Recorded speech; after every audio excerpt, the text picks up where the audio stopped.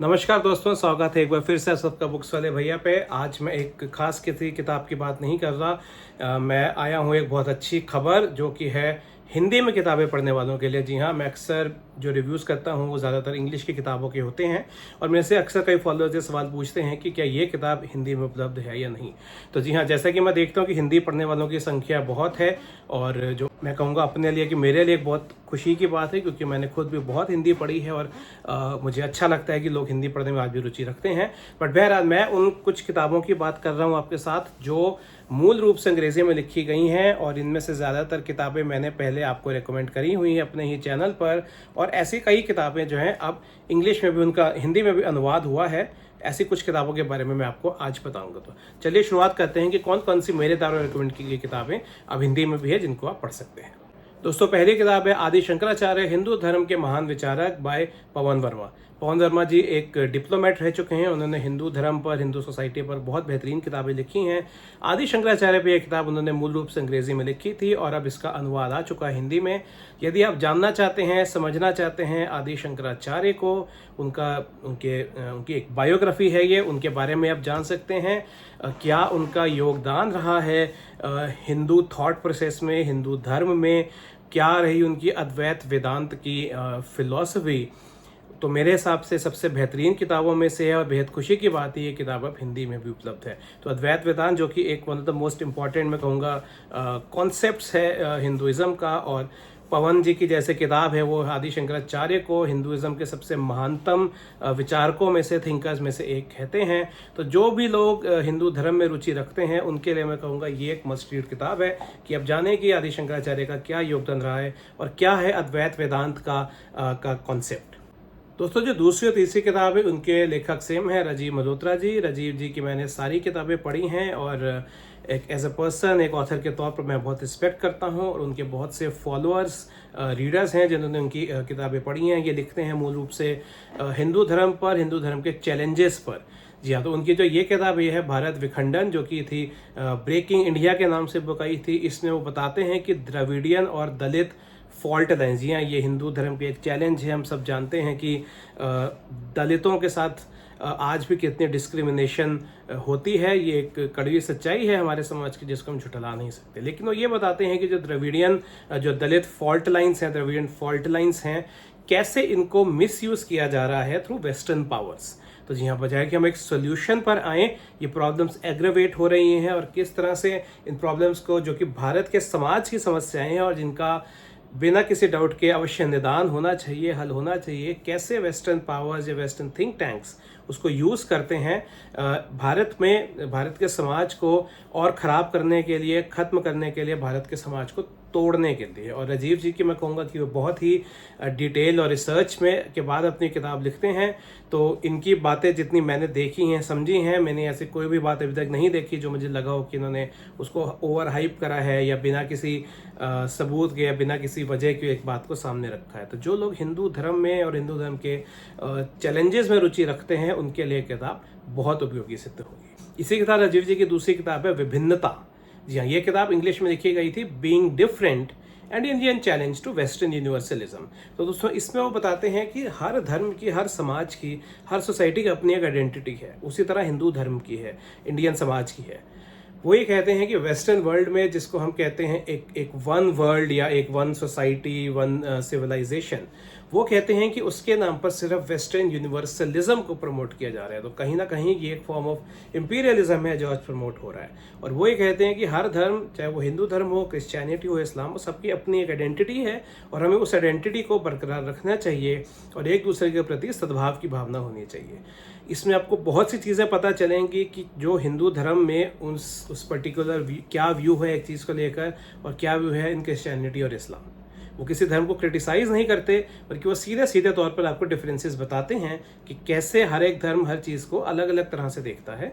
और अजीब जी के हिसाब से इसमें कुछ गलत नहीं है, लेकिन हर किसी को अपनी आइडेंटिटी बरकरार रखनी चाहिए। और अगेन इसमें जस्ट लाइक बीइंग डिफरेंट, कैसे बहुत से वेस्टर्न इन्फ्लुएंसर्स या थिंक टैंक कहीं ना कहीं ये प्रॉब्लम्स को बढ़ाते हैं, एग्रेवेट करते हैं, और कैसे एक इंडियन या हिंदू होने के नाते आपको ये बात समझनी चाहिए कि क्या हमारे सामने चैलेंजेस आ रहे हैं in the name of spreading universalism. India that is Bharat, जी हाँ, जिसका हिंदी रूपांतर है इंडिया अर्थात भारत। मेरा विचार है कि इस बुक के बारे में बताने की कोई शायद ज़रूरत ही नहीं है। पिछले कुछ समय में ये भारत में सबसे प्रसिद्ध किताबों में से रही है। वो बताते हैं इंडिया की कॉन्स्टिट्यूशन, इंडिया की हिस्ट्री। जे साईं दीपक जो कि पेशे से वकील हैं, और उन्होंने एक बहुत ही डिटेल में भारत के आप कह सकते हैं कि इतिहास को लेकर, भारत की सभ्यता को लेकर बहुत सी बातें लिखी हैं। और अगेन वो राजीव जी की विभिन्नता की तरह कुछ मैंने चीज़ें देखी थी, वो कॉमन है कि कैसे एक वेस्टर्न यूनिवर्सलिज्म जिसकी मैंने बात राजीव जी की किताब में करी, वो कहीं ना कहीं हमारे समाज को, हमारी सोसाइटी को आज भी इन्फ्लुएंस कर रहा है। क्यों भारत को अपना एक स्टैंड लेना चाहिए ऑन वेरियस टॉपिक्स ऑफ, चाहे वो सोसाइटी हो, चाहे वो इकोनॉमिक्स हो। तो और जे साईं दीपक की जो खूबी है कि उन्होंने भारत को समझने के लिए, भारत की समस्याओं को समझने के लिए भारत के इतिहास को बहुत अच्छे से समझा है। और जानकर आपको थोड़ी सी हैरानी होगी कि वो पेशे से हिस्टोरियन नहीं है, वो एक लॉयर हैं, जी हाँ, सुप्रीम कोर्ट में प्रैक्टिस करते हैं।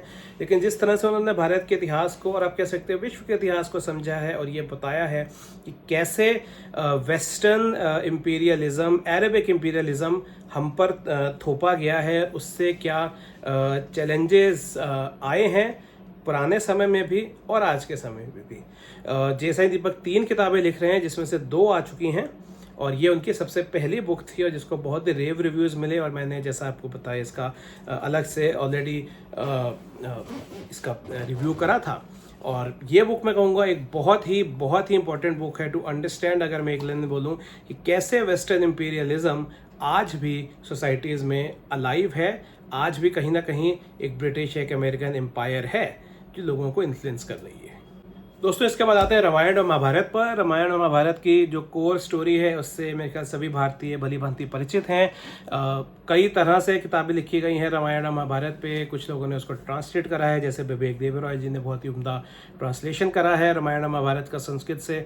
बहुत से लोगों ने अपने व्यूज़ दिए हैं, स्टोरीज लिखी हैं रामायण महाभारत पर। ये जो मैं आपको बुक बताने जा रहा हूँ, अमी गन्नात्रा की, यह है रामायण का अनावरण, और सिमिलर टॉपिक महाभारत पर, सिमिलर बुक महाभारत पर लिखी है। दोस्तों, अमी ने आपको बताया है क्या वास्तव में है रामायण महाभारत के मायने, क्या वास्तव में सिर्फ कहानी ही नहीं, उन्होंने रामायण महाभारत को इवेंट्स से और कैरेक्टर्स के माध्यम से समझा है, और वो आपके समकक्ष रखा है कि क्या इम्पोर्टेंस है महाभारत और रामायण की कहानी में अलग अलग पात्रों का, अलग अलग इवेंट्स का, और कैसे आप स्टोरी को जब उस पर्सपेक्टिव से देखते हैं, उन पात्रों के पर्सपेक्टिव से देखते हैं, स्पेसिफिक इवेंट्स के पर्सपेक्टिव से देखते हैं, तो आप एक बेहतर वे में समझ पाते हैं रामायण और महाभारत को।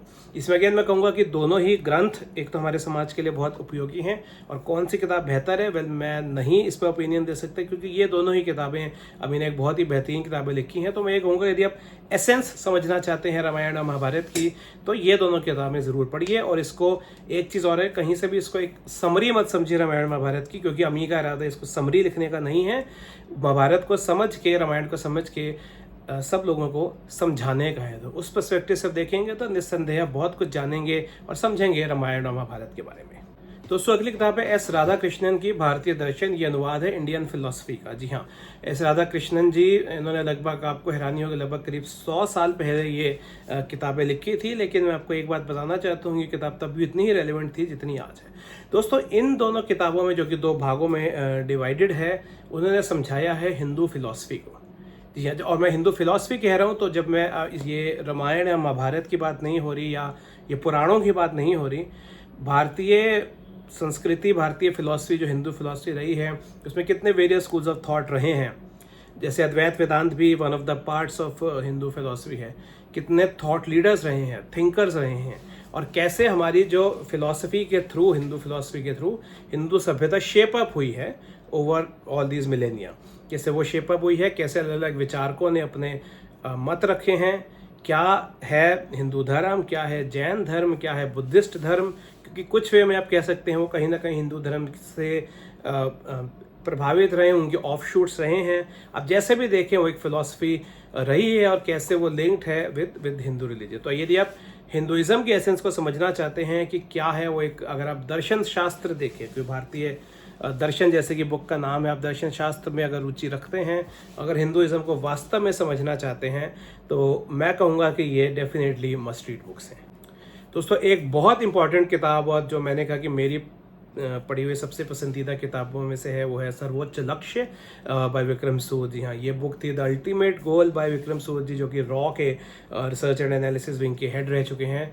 इन्होंने लिखी थी कि कैसे वेरियस कंट्रीज, अलग अलग देश जो हैं, दे कंस्ट्रक्ट नैरेटिव्स, वो कैसे नैरेटिव्स बनाते हैं और अपनी हर बात को दुनिया के सामने जस्टिफाई करते हैं। तो जैसा कि वो एक एग्जांपल देते हैं कैसे जब अमेरिका ने सद्दाम हुसैन पर हमला किया था तो उन्होंने मीडिया के थ्रू नैरेटिव को इतना अच्छा स्प्रेड करा था कि हर अमेरिकन को ये लगने लगा था कि जो अमेरिका ने किया वो वास्तव में बहुत सही किया। भारत और पाकिस्तान के मुद्दे पर आप देख सकते हैं कि कैसे कश्मीर को बहुत बार इस तरह का नैरेटिव पेश किया गया है कि कश्मीर समस्या भारत की देन है और भारत ने उस पर अवैध रूप से कब्जा कर रखा है। तो वो ये बताते हैं कि इसके पीछे जो पूरा आइडिया है वो क्या है, कैसे कंट्रीज नैरेटिव्स बनाती हैं और अपनी बात को दुनिया के सामने रखती हैं। इसमें एक बहुत इंपॉर्टेंट बात बताते हैं कि जब आप नैरेटिव्स की बात करते हैं तो नैरेटिव ज़रूरी नहीं है कि वो सच पर बेस्ड हो। जी हाँ, झूठ भी चलता है दुनिया में और अक्सर झूठ चलता है अगर आपको ये पता है कि झूठ को कैसे बोलना है। और एक बहुत इंपॉर्टेंट मैसेज देते हैं, वो ये देते हैं कि भारत को अपना नैरेटिव, चाहे उसकी कोई भी बात हो, चाहे वो समाज को लेकर हो, चाहे वो इकोनॉमी को लेकर हो या कुछ भी हो, भारत एक देश को अपना नैरेटिव खुद बनाना चाहिए, ना कि एक वेस्टर्न पावर नैरेटिव्स बनाए इंडिया पर और उसको ही प्रमोट किया जाए दुनिया भर में। जैसे बहुत से मुद्दे हैं जहाँ पर भारत का अपना स्टैंड होना चाहिए और हर भारतीय को उस स्टैंड को समझना चाहिए, ना कि अगर कोई वेस्टर्न गवर्नमेंट या वेस्टर्न थिंक टैंक किसी और नैरेटिव को प्रमोट करे। तो वन ऑफ दोज बुक्स, एक राजीव जी की विभिन्नता, जे साईं दीपक की इंडिया था भारत, और ये बुक, ये तीन ऐसी किताबें हैं जो मैं सबसे ज़्यादा स्ट्रांगली हमेशा हर किसी को रिकमेंड करता हूँ। दोस्तों इसके बाद एक और बुक पे आते हैं, वो है, जी हाँ, अगेन इस बुक के बारे में कहने की मुझे ज़रूरत नहीं है। सावरकर पर, वीर सावरकर पर विक्रम संपत ने 2 भागों में बायोग्राफी लिखी थी। हाल ही में वीर सावरकर पर मूवी भी आई है जो कि रणदीप हुड्डा ने डायरेक्ट करी थी। सावरकर के बारे में और उसके साथ साथ पहले मैं सावरकर के बारे में बताऊंगा कि सावरकर के बारे में बहुत से नैरेटिव्स अगेन रखे गए हैं। कुछ लोगों ने पूजते हैं, कुछ लोगों ने हिंदुत्व का प्रचारक कहते हैं। तो सावरकर वास्तव में क्या थे? विक्रम ने बहुत रिसर्च के साथ ये बुक लिखी है और इसमें अपना जो स्टैंडिंग है उन्होंने बहुत एक न्यूट्रल टोन में बुक लिखी है कि सावरकर क्या थे, क्या उनका योगदान रहा है भारत के स्वतंत्रता संघर्ष में, और क्या थी हिंदुत्व की उनकी फिलॉसफी। इसके साथ साथ इस बुक का एक बहुत बड़ा मैं कहूँगा कि रोल है, वो ये है कि विक्रम संपत ने एक तरह से भारतीय फ्रीडम स्ट्रगल का बहुत सा इतिहास आपके सामने रखा है, उन रेवोल्यूशनरीज को लेकर जिनको आज़ाद भारत के इतिहास के पन्नों में दुर्भाग्यवश ज़्यादा स्थान नहीं मिला। क्योंकि अक्सर हम यही सुनते आए हैं कि हमें आज़ादी जो है वो बिना किसी संघर्ष के मिली थी, हमने चरखे से आज़ादी ली थी, लेकिन वो यहाँ पर बताते हैं कि ऐसा नहीं था। और ऐसे बहुत से क्रांतिकारी जिनका मैं बहुत श्योर हूँ कि हम लोगों ने नाम भी नहीं सुना होगा, वो क्रांतिकारियों के बारे में विक्रम ने बहुत ही डिटेल में बताया है। तो अगेन मैं कहूँगा कि इतिहास में रुचि रखने वालों को ये किताब किसी भी हाल में मिस नहीं करनी चाहिए। दोस्तों इसके बाद न्यू आइडिया ऑफ इंडिया का, जो कि लिखी हर्ष मधुसूदन और राजीव मंत्री ने, इसका हिंदी में अनुवाद है। ये बुक इस वक्त अमेज़ॉन पे अनअवेलेबल चल रही है, बट मेरे को लगता है कि जल्द ही ये बुक हिंदी में फिर से वापस आएगी। दोस्तों यदि आप एक राइट विंग आइडियोलॉग हैं या आप जानना चाहते हैं कि जिसको हम पॉलिटिक्स में राइट विंग कहते हैं, भारत के कॉन्टेक्स्ट में उसका क्या मतलब है, यदि कोई भारतीय राइट विंग है तो उसका क्या मतलब है, क्या वो समझता है on matters related to policy, governance, economics और ऐसी बहुत सी बातों पर। अक्सर हम देखते हैं कि राइट विंग और लेफ्ट, कुछ लोग राइट विंग होते हैं, कुछ लेफ्ट विंग होते हैं, कुछ पॉलिटिकली न्यूट्रल होते हैं। तो मैं यहाँ ये कहूँगा कि आप कोई भी हो, डजेंट मैटर, लेकिन आप अगर ये जानना चाहते हैं कि एक जो राइट विंग की जो फिलॉसफी है, कैसे उसको एक मैं कहूँगा कॉमन मैन समझता है, इंटरप्रेट करता है, क्या वो समझता है क्या होना चाहिए राजनीति में अगर आप राइट विंग को सपोर्ट करते हैं, उन्होंने बहुत खूबसूरती से इस बुक में उसके बारे में बताया है। तो आपकी पॉलिटिकल आइडियोलॉजी कुछ भी हो सकती है, एज लॉन्ग एज आप इसमें रुचि रखते हैं कि क्या राइट विंग फिलॉसफी के मायने हैं।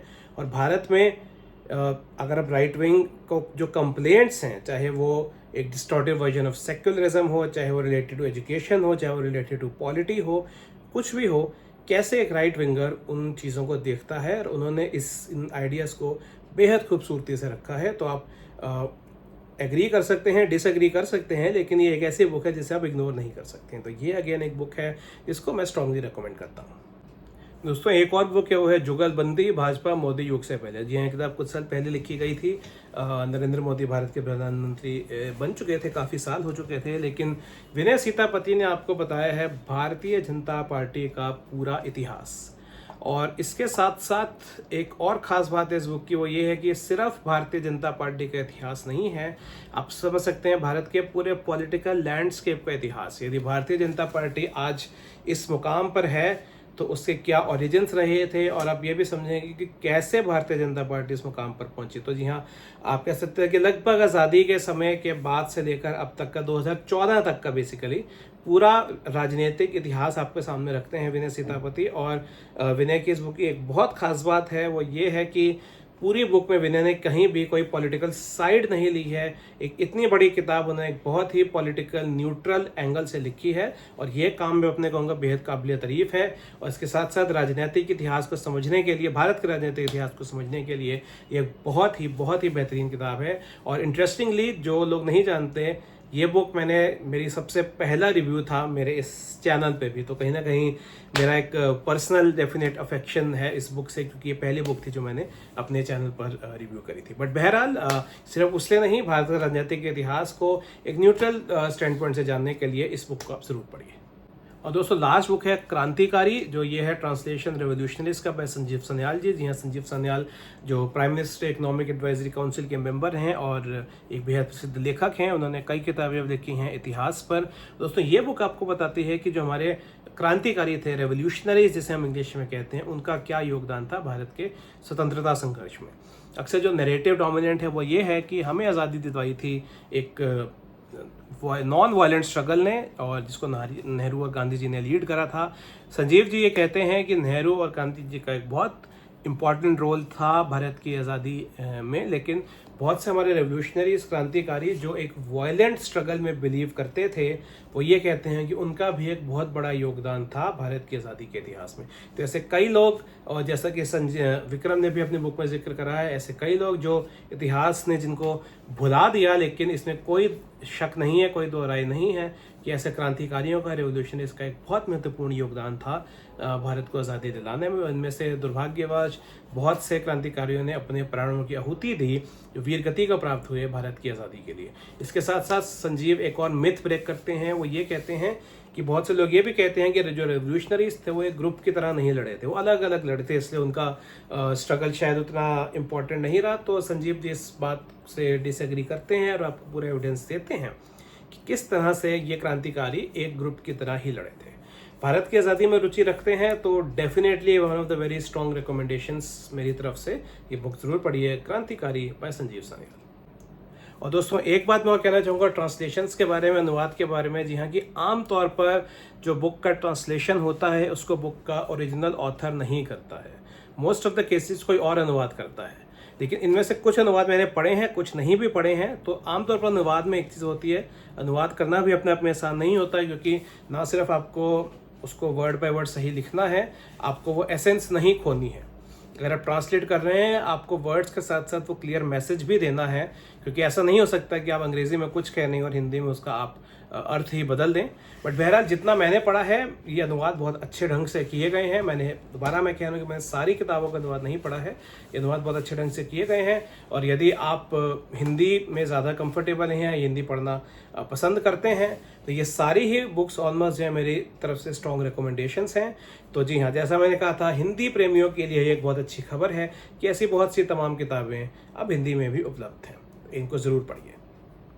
वीडियो देखने के लिए धन्यवाद दोस्तों। यदि आपको वीडियो पसंद आए, इसको लाइक कीजिए और मेरे चैनल को सब्सक्राइब कीजिए for reviews of both English and Hindi books.